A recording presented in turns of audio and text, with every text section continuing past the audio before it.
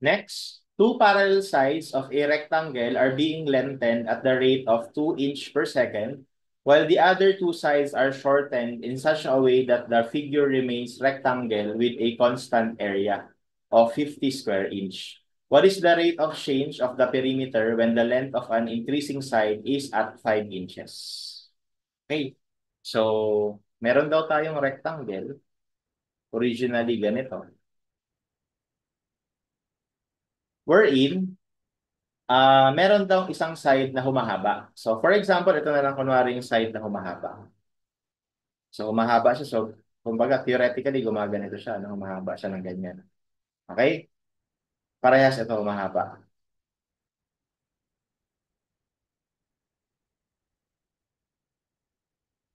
No? Kaya lang, in order for, sabi kayo sa problem, kailangan daw yung area constant. Eh. So, syempre, para maging constant pa rin yung area, di ba dapat mag-a-adjust yung kabilang side na iikli naman siya dapat, no? So, ibig sabihin, itong side na to, iikli naman. Yung ganito siya. Yan. No? So, bali, ito ngayon yung area natin. I mean, ito ngayon yung rectangle natin at any given time. Okay? So, tawagin natin itong dimension na to na x. Ito naman ay y. Okay? So, lumalabas, yung rate of change, yung pag-lengthen niya na 2 inch per second, yun yung rate of change ng x. Okay? Yun yung rate of change ng x, no?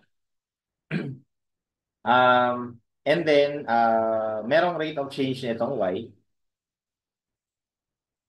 Okay? So, rate of change nitong other side, no? Other dimension.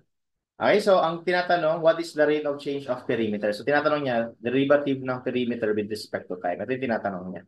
So gawan muna natin ang equation yung perimeter. Di ba ang perimeter na to ay 2x plus 2y lang. Ngayon, para ma-compute natin yung derivative ng perimeter with respect to time, i-derivative natin to. Magiging 2 times dx over dt plus dy over dt. So meron na tayo ng dx over dt. Wala lang tayo ng dy over dt. So let's solve for that. So, from the area that is constant, di ba ang area ay xy equals sa 50. Okay?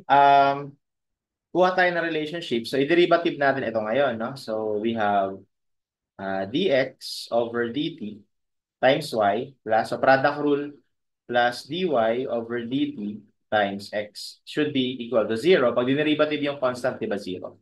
So, ipasok natin yung mga values, no?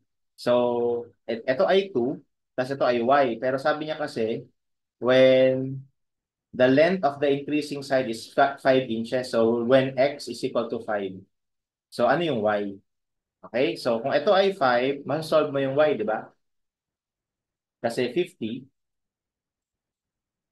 divided by 5. Now, that is the value of y, which is 10.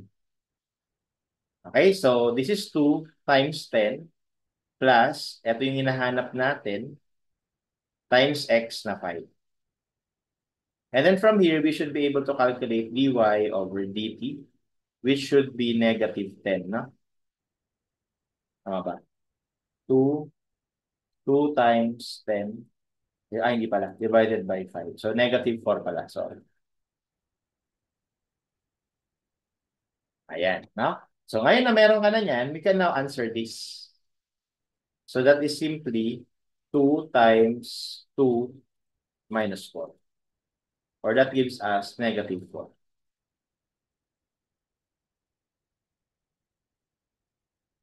And that would be our answer.